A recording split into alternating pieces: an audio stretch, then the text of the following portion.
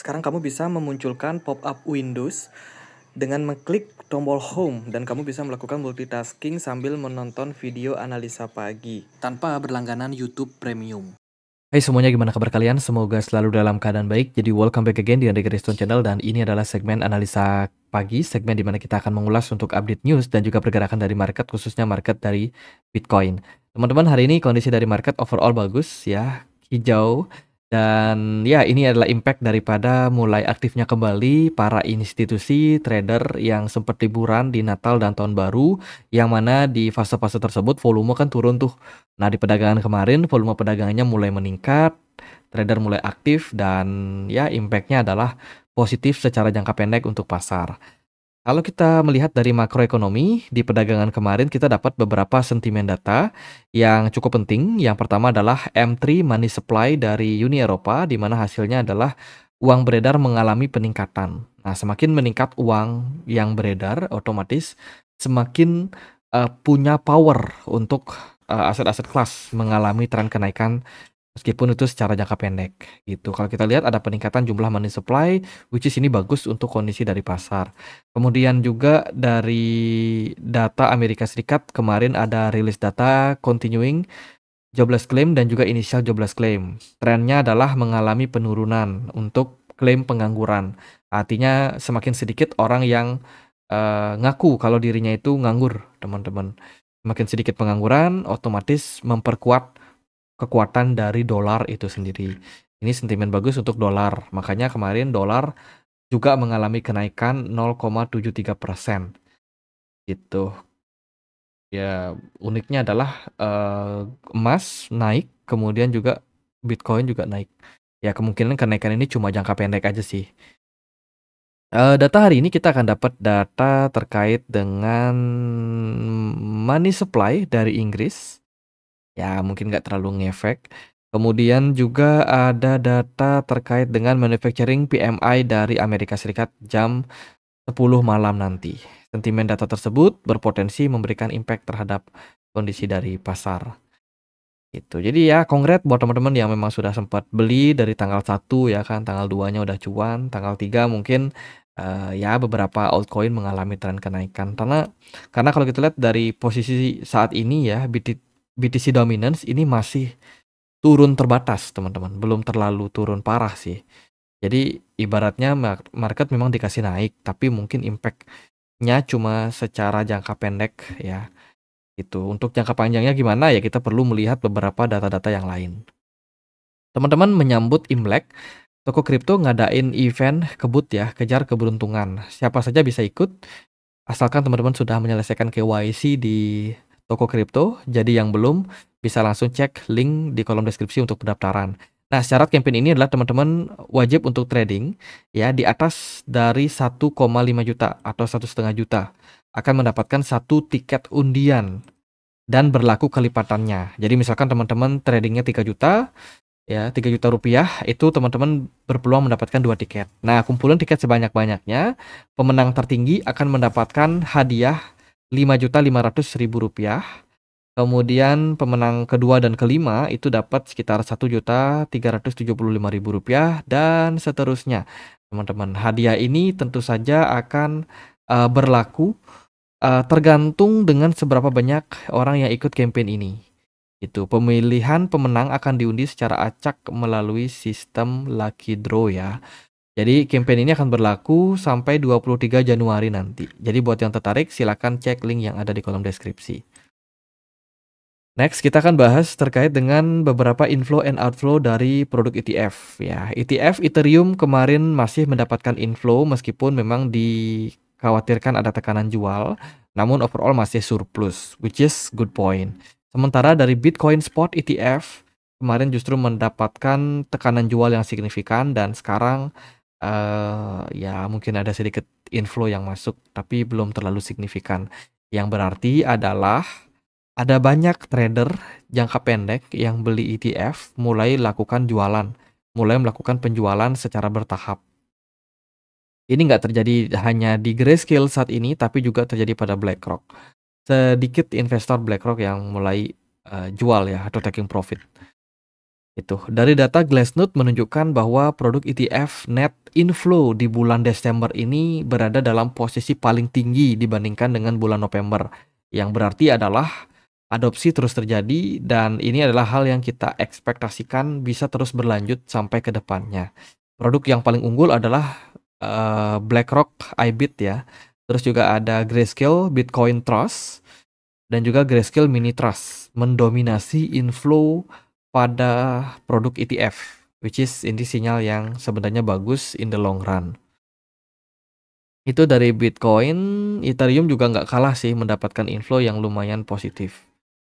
Gitu. Kedepannya juga kita diprediksi akan segera menemukan approval untuk produk Solana ETF. Hopefully bisa terrealisasi di tahun ini. Semoga saja seperti itu. Oke, kita lihat dari data yang lain juga. Celsius Network itu dikabarkan reject ya untuk apa namanya klaim dana dari FTX. Celsius Network mengajukan banding atas penolakan klaim penghinaan sebesar 2 miliar US dollar terhadap FTX. Jadi Celsius ini adalah project DeFi yang juga ikutan collapse ya sebab keruntuhan dari FTX di tahun 2021 akhir kemarin. Celsius mengajukan pemberitahuan banding pada tanggal 31 Desember untuk menentang keputusan Hakim John Dorsey yang menolak gugatan pencemaran nama baik sebesar 2 miliar dari pemberi pinjaman kripto yang bangkrut ya terhadap bursa kripto FTX yang sudah tutup. Jadi nggak mau tuh Celsius nerima duit sekian ya kan. Itu dianggap sebuah penghinaan. Ya, banding tersebut sekarang dijadwalkan akan ditinjau dalam pengadilan distrik yang menandai perkembangan terbaru dari konfrontasi hukum yang sedang berlangsung. Kayaknya terlalu dikit tuh 2 miliar US dollar ya untuk Celsius. Mungkin dia menuntut yang lebih besar seperti itu. Ya itu sidang masih lanjut.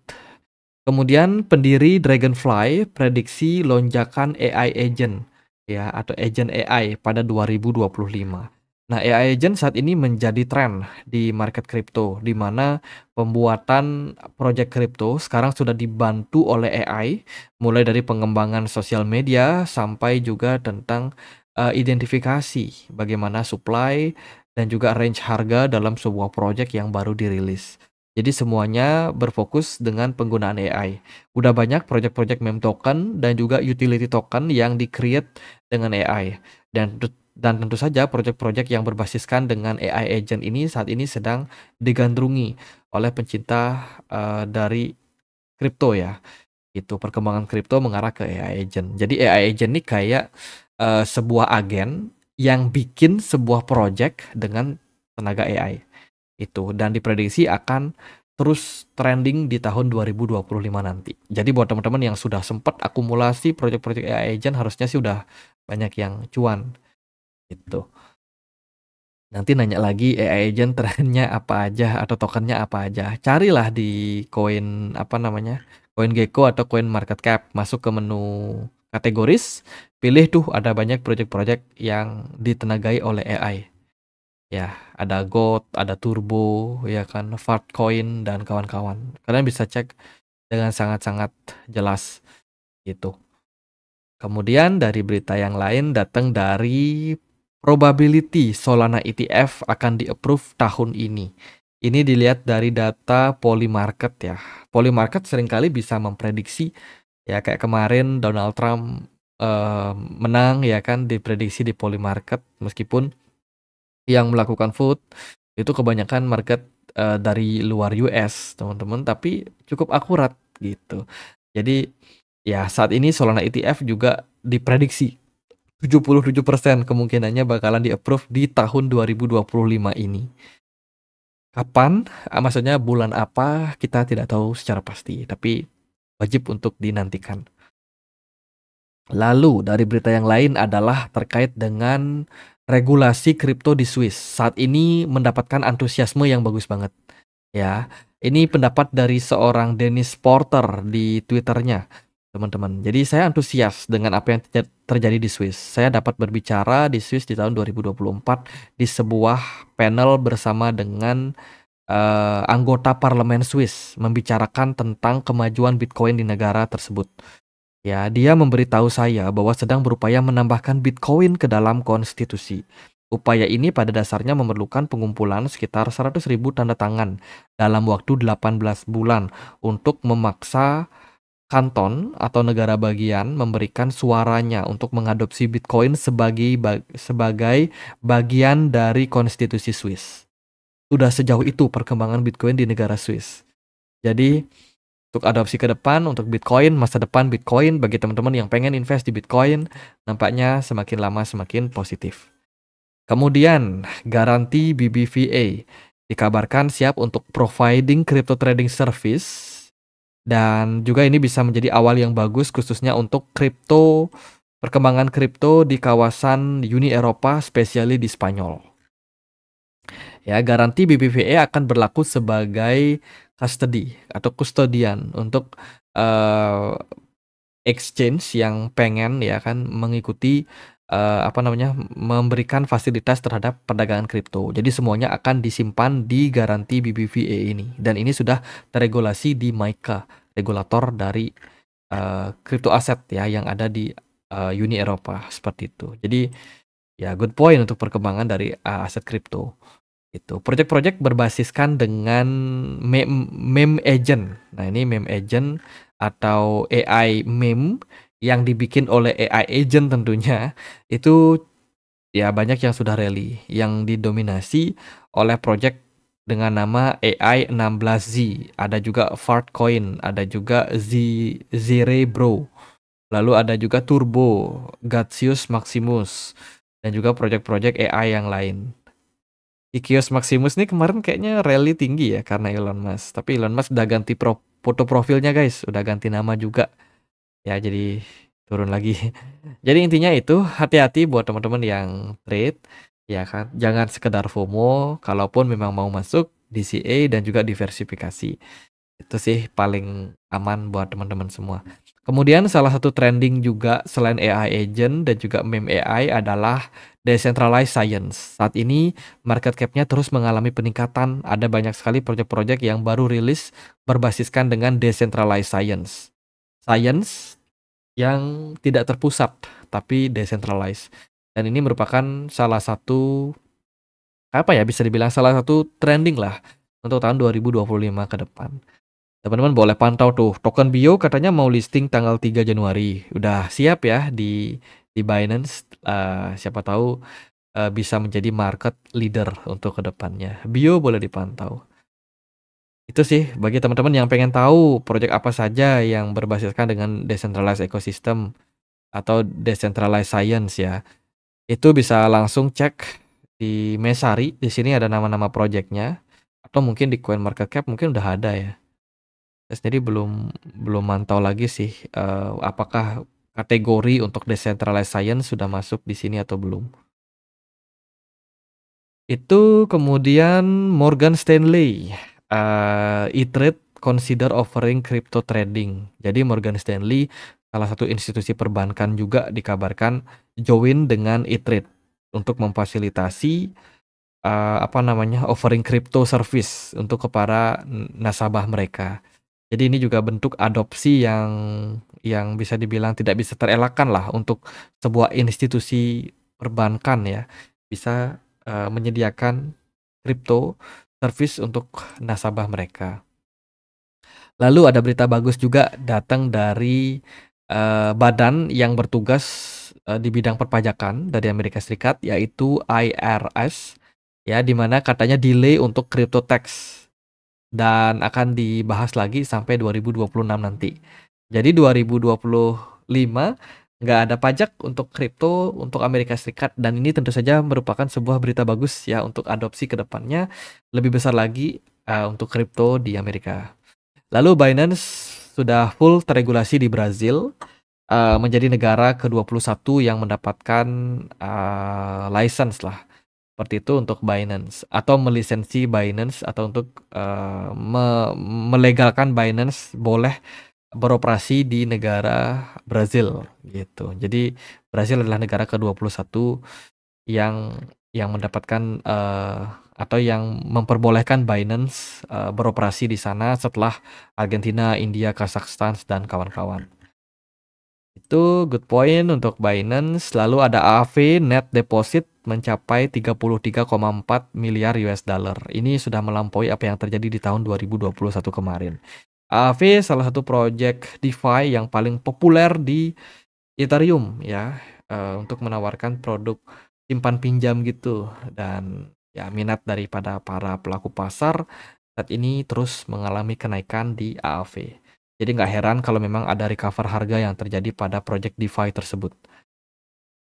Lalu sedikit report terkait dengan funding ya, funding dari beberapa venture capital terhadap project crypto yang didominasi oleh project-project berbasiskan dengan DeFi ya, DeFi, CeFi, kemudian juga ada NFT and gaming, lalu ada layer 1, layer 2, real world asset and DePIN, lalu ada tools and wallet dan juga AI. Jadi yang paling banyak di tahun 2024 kemarin venture capital itu invest di project berbasiskan dengan CeFi and DeFi. Gitu. Yang kedua adalah NFT, yang ketiga adalah layer 1 dan layer 2, yang keempat adalah tools atau wallet, yang berikutnya adalah AI ya, dan seterusnya. Jadi bisa dibilang investasi masih didominasi oleh produk-produk dari DeFi. Oke, lalu gimana nih Bitcoin hari ini? Naik lagi apa enggak? Kemarin sih target kita Bitcoin adalah resistance di kisaran 98.000. Achieve nggak? Ya kemarin achieve ya kayaknya, tapi dia agak sedikit koreksi sih sekarang ke kisaran level 97.000. Bitcoin dominance lumayan bisa berkompromi kemarin karena ada tekanan jual ya. Volume smart money pada Bitcoin dominance pun juga sudah turun. Momentum tersebut dimanfaatkan dengan baik oleh banyak kripto untuk mengalami kenaikan. Ya, tapi itu cuma untuk jangka pendek. Untuk jangka panjangnya belum tentu. Sebab kita akan masuk weekend lagi nih besok dan juga 2 hari lagi. Jadi cepat banget ya. Gak terasa market cuma on, terutama market atau trader-trader itu cuma on di hari Kamis dan Jumat, which is hari ini hari Jumat.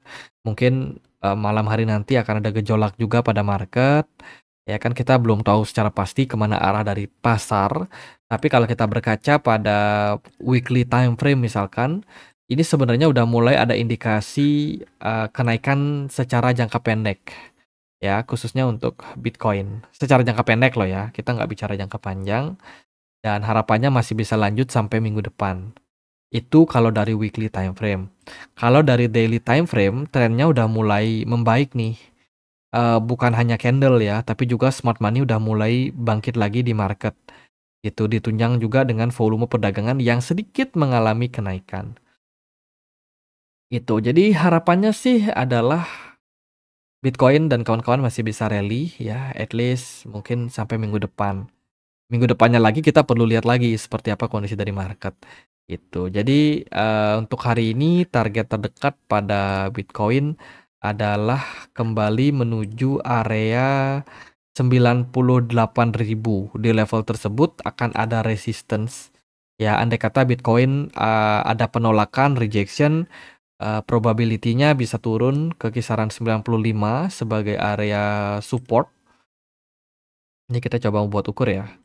Ya, di kisaran 95.700 itu ada Fibonacci 61,8. Tapi kalau trennya bagus, bisa jadi dia breakout, ya kan, kembali rally dan naik mungkin bisa ke level 100 ribuan something.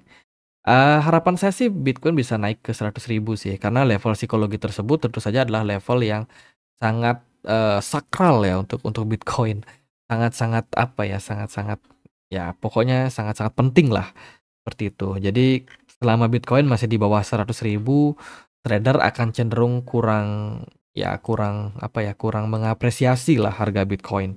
Ya kan masih ragu-ragu, masih cenderung kayak, wah ini kayaknya fake out dan lain sebagainya. Masih ada anggapan-anggapan seperti itu.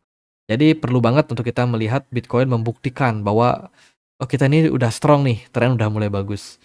Gitu. Tapi kalau dilihat dari Time frame 4 jam sebenarnya pergerakan dari Bitcoin kemarin itu nggak terlalu gimana-gimana teman-teman. Artinya adalah ya Bitcoin memang naik, cuman kenaikan tersebut ini kayak didominasi oleh retail ya. Whales belum terlalu aktif melakukan perdagangan meskipun memang ada spekulan yang cenderung masuk, tapi impact daripada movement dari Bitcoin itu sebenarnya kenaikannya sangat-sangat terbatas gitu. Jadi kalau dari saya sendiri belum terlalu pede nih bilang Bitcoin bakalan bullish. Jadi masih kayak butuh melihat gimana market ke depannya. Tapi overall beberapa meme token kemarin aku perhatikan udah rally ya, SPX, kemudian juga ada Dog, lalu ada beberapa project juga yang lumayan oke, lumayan bagus. Ya semoga aja hari ini Bitcoin dominance-nya bisa sedikit turun lagi. Karena itu pasti akan sangat-sangat bagus untuk altcoin gitu. Indeks dolar naik, saya agak wanti-wanti ke teman-teman sebab kenaikan dari dolar dalam beberapa waktu terakhir ini menurut saya bikin cemas juga sih gitu. 10 year obligasi ya untuk US Treasury itu juga mengalami kenaikan seiring dengan meningkatnya dolar. Dolar yang naik tentu saja akan memberikan tekanan kepada aset kelas lain seperti gold, seperti S&P 500 ataupun juga Bitcoin. Karena kalau kalian melihat pergerakan Bitcoin yang naik secara jangka pendek, ini kemungkinan cuma sementara doang, teman-teman. Jadi trennya masih belum terlalu strong untuk saat ini. Jadi kalau dari opini saya sih, kalau nanti ada koreksi, manfaatkan aja untuk akumulasi gitu. Sebab dolar ini masih cenderung strong naik. Jadi masih mewaspadai akan adanya peningkatan lanjutan pada dolar yang mungkin akan memberikan impact terhadap penurunan dari aset kripto ke depan. Jadi paling gitu aja buat update kali ini, semoga bisa bermanfaat. Teman-teman, kita juga ada komunitas diskusi di Telegram bagi teman-teman yang mungkin punya akun Telegram yang pengen untuk join ya. Kita ada grupnya di kolom deskripsi video ini. Sekian akhir kata saya Andre, makasih.